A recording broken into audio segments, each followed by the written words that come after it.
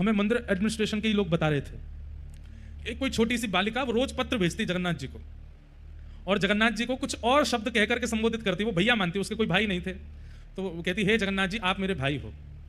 तो बोले रोज पत्र भेजती महाप्रभु जी को कि रक्षाबंधन पे मैं आऊंगी, मेरी अवस्था अभी केवल 5 साल की है और मैं आपसे कभी मिली नहीं हूं, मैंने केवल माता जी से आपके बारे में सुना है, और मैं आऊंगी जगन्नाथपुरी, रक्षाबंधन वाले दिन आऊंगी, राखी लेकर के आऊंगी, हे जगह तुम मेरे हाथ से राखी पहनोगे ना। ऐसे बोले महाराज जी वो रोज पत्र भेजती थी और हर पत्र में दिन लिखती थी, अब रक्षाबंधन में इतने दिन और रह गए, इतने दिन और रह गए, इतने दिन और रह गए।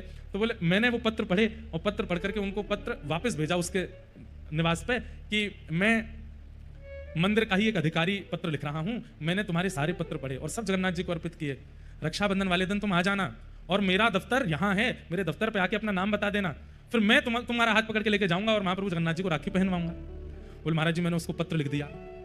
रक्षाबंधन वाले दिन मेरे को भी प्रतीक्षा थी कि वो एक छोटी लाली, उसके इतने पत्र आ चुके हैं, वो आएगी, उसको लेके मंदिर जाना है। तो बोले एक हमारा समय रहता है, हमको व्यवस्था देखने के लिए मंदिर में जाना पड़ता है, तो वो समय आ गया था, तो मैं अपने अधिकारियों को बोल गया कि एक इस नाम की कन्या आवेगी और वो मेरा पत्र लेकर के आएगी, उसको बैठाना, मैं उसको लेके जाऊंगा फिर मंदिर।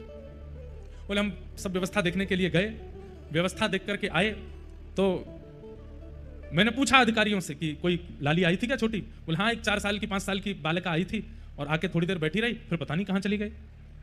तो बोले मैं फिर ढूंढने निकला, पता नहीं कहाँ चली गई बेचारी, इतने साल से पत्र लिख रही है, इतने दिन से पत्र लिख, उससे राखी तो बंधवा दें। तो मैं जैसे ही दफ्तर से बाहर निकला वो आ रही थी, तो मैंने उससे कहा तुम वही लाली हो जो पत्र लिखती थी? उसका नाम पूछा, तो बोले हाँ मैं वही हूँ। तुम क्यों नहीं रुकी, चलो मैं तुम्हें मंदिर ले चलूँ, राखी पहनवा दूँ। बोले मैं तो राखी पहनाया ही जगन्नाथ जी को। तो तुम कैसे पहना के आ गए?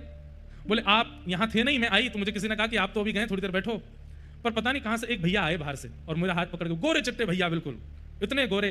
तो एडमिनिस्ट्रेशन वाले बोले मुझे लगा कि भाई हमारे उड़ीसा में सांवले होते हैं थोड़े, गोरा कौन आया? बोले गोरे चिट्टे आए और हाथ पकड़ के ले गए और बोले लो यहाँ पे राखी बांध दो और जगन्नाथ जी को राखी पहना दो, और बोले अंदर पहनवा करके आए। महाराज जी आश्चर्य की बात यह थी कि मेरे मंदिर से निकलते और मेरे लौटने तक इतनी देर कपाट बंद थे, महाप्रभु जी के जगन्नाथ जी के दर्शन हो ही नहीं रहे थे, फिर वो राखी कैसे पहना के आई भीतर? मैंने उससे पूछा कि तुमने राखी पहनाई, जगन्नाथ जी को देखा? बोले हाँ। मैंने कहा मुझे दिखाओ कहाँ बांध के आई हो? तो बोले भीतर लेके गई और द्वार के पास ही एक स्थान पर जहां पर बंद बनाया जाता भीतर लोग ना जाएं, वहां राखी पहना करके आई।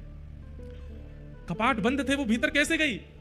बोले गोरे गोरे भैया लेके गए। तो फिर मन में भाव आया कि श्री बलभद्र जी आए और आकर के लाली को लेके गए, बोले जगन्नाथ जी को राखी पहना दो। आज भी एक नहीं अनेक लीलाएं मैंने सुनी है, आज भी महाप्रभु जगन्नाथ जी करते हैं।